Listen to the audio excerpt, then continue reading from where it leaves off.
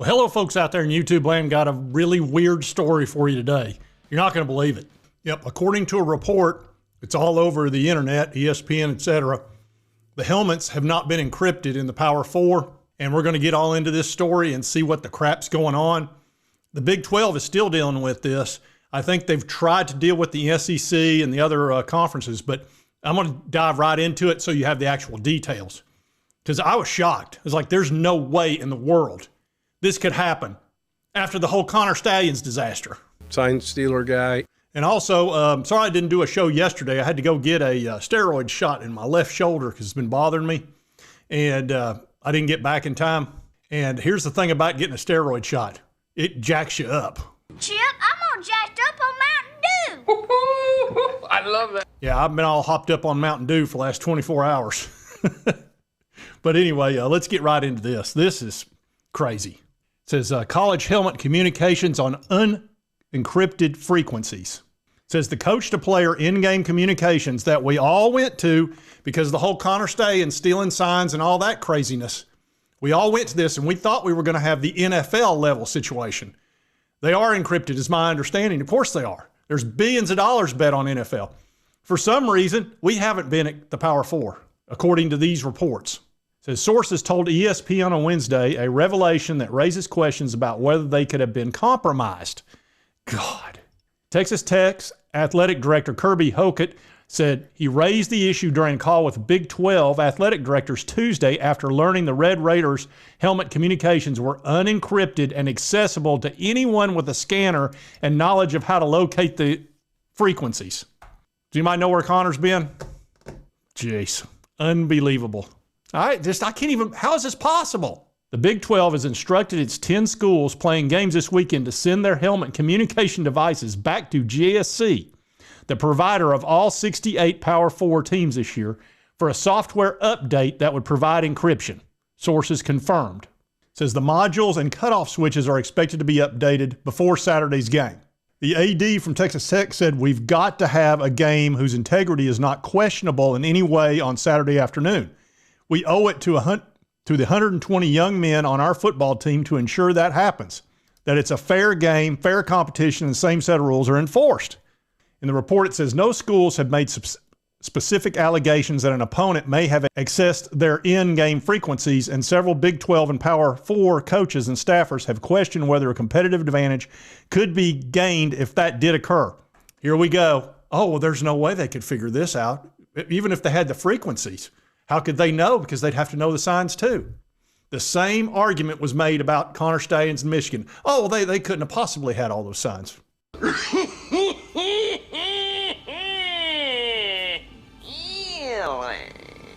Says this is the first college football season the in-game use coach-to-player helmet has been used, and tablets. The NCAA approved the rules changes in April, 6 months after launching an investigation into the alleged sign-stealing scheme in Michigan and Connor. A frequency coordinator made the discovery in late September while setting up for the Texas A&M Arkansas game.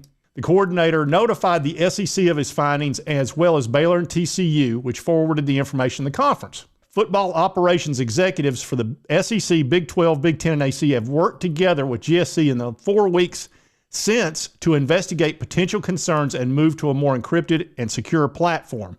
This is the first we've heard of this. The very first we've heard of this, in my knowledge, or to my knowledge, is today. So they knew about this a month ago, and it was going all through September. Pretty sure we played some games in September, didn't we? The SEC said we've been aware of the issue and have stayed in communication with GSC and our college conferences as well as our schools. We are not aware of any instances of the system being compromised during games. GSC has developed an update to resolve the issue, and we've made our schools aware of their ability to update their systems at a time of their choosing. So some of them may have, some haven't. Who knows? The revelation that college football teams have not been using encrypted frequencies has frustrated several Big 12 athletic directors who believe the Power 4 schools had the same encrypted setup used in the NFL. GSC could not be reached for comment. I think I know what their comment would be. Nothing to see here, please disperse. Nothing to see here, please. Yeah, they've got to be embarrassed. How is this? How? I don't. College football is it's as big as NFL. Billions of dollars bet all the time on it. I'm just shocked. It says, following the Tuesday call, the Big 12 sent a memo obtained by ESPN to ADs and coaches acknowledging that someone with intimate knowledge of frequency scanners and the GSC system could hear communications. Crap. Dumb trick. This is the dumbest trick. Why don't you ever call me dumb again? GSC and the frequency expert consulted shared that the risk of someone's ability to access this communication was very low. Big 12 Chief Football and Competition Officer Scott Draper wrote in the memo, the 4 conferences met weekly to discuss the steps, and each should choose the same path forward to inform the head equipment managers of what we knew. As an interim step, we changed frequencies while the software update was completed. In hindsight, the conferences should have shared this information with you. You think? The Texas Tech people said, our football coaching staff and I were made aware yesterday of the player-to-coach helmet communication issue around the country. TCU Athletic Director Jeremy Donati said in a statement, as with any other inquiry, we look forward to assisting the Big 12, etc., blah, blah, blah. It says in the ACC, the league has been tracking the issue for nearly a month. At no point have any ACC teams expressed concern to the league office. They all had the ability to send in the equipment for the update, which some have already taken advantage of. ACC officials do not have a significant level of concern, in part because no program has expressed concerns. They wouldn't know. They wouldn't know if somebody was hearing that and then they wouldn't have a clue. In other words, nobody's complained, so what's the big deal? Nobody was complaining about Connor for the first 2.5 years. Now were they? Or at least the first 2 years. Officials from the Power 4 conferences were assured by experts that the risk of vulnerabilities to coach-to-player communications was low. But a source at one Big 12 school told ESPN that his staff purchased a scanner earlier this month upon learning of the potential vulnerability and was successful in locating their own coach-to-player communication frequency during a practice. That is not good. That is not good. So in other words, it's not hard to do. So here it says, still there are mixed opinions among other Big 12 staffers on whether teams can gain a competitive advantage during a game from their opponent's coach-to-player communications. You got to be kidding me. Do you know what much gold that would be to listen to exactly what coach is saying to the quarterback or to the middle linebacker? And it's all got to be done in the first 15 seconds. So if you knew what they're saying, you could tell another coach, oh, they're going to do this, they're going to do that, especially if you know the signs, which, according to Connor Stalions, can be done. This is, I don't like this at all.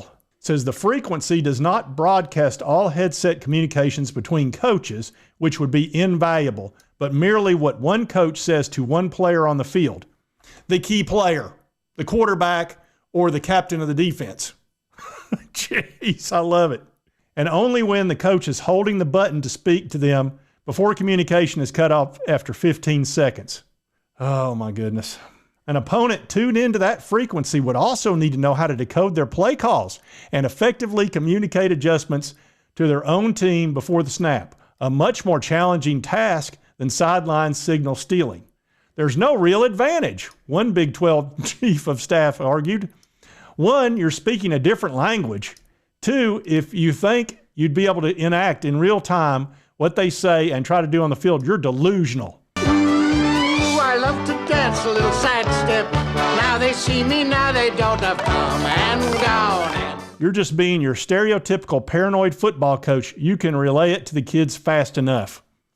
Yeah, what's there to worry about? Let's see. Michigan went from a 69 winning percentage to a 93% winning percentage as soon as Connor Stalions showed up. Prior to that, they were getting ready to fire Jim Harbaugh. And for 2.5 years, they just about won every ball game. And they won a national title too. And let's see, what did that all do for them when you go from 69% to 93%? Let's see, does your recruiting improve? Do you make more money? Do your boosters send in more money? I wonder about that. Do the coaches make more money? And what about the coaches that were cheated? Allegedly. At the Big Ten. A lot of them lost their jobs, didn't they? What about them? This is this is not good. I don't understand how this is even possible. How is this even possible that it's not encrypted? That's insane to me. I thought that would be the first thing you'd make sure of. Now all somebody's got to do is get a scanner? I don't like this. So this is the same talking points that we heard about Connor Stallions. Oh, well, there's no way you could figure out those signals. You couldn't get it in there in time. You couldn't. Blah, blah, blah, blah, blah, blah. Nonsense. They need to get that encrypted as soon as possible. There's so much money involved in this as far as gambling and all that. You don't think those people are smart? I don't know if I could do this even if I wanted to. The Gaming Commission would never give me a license. I have at least 24 gambling and bookmaking pinches on me. And people know about this. People on the inside. All it would take. I know. Anyway. It's my opinion. If you like this content, be sure to hit that like button. Let's continue to cover all these big college sports stories. I can't believe this one. And if you haven't subscribed, boom, boom, boom, right there. Hit that little button. Won't cost you a dime. And right over here's the most recent video YouTube thinks you'll enjoy. And we'll see you next time on Sports Talk Jay. Nothing to see here. Don't worry about anything. Nobody can figure this out. It's too hard. See ya.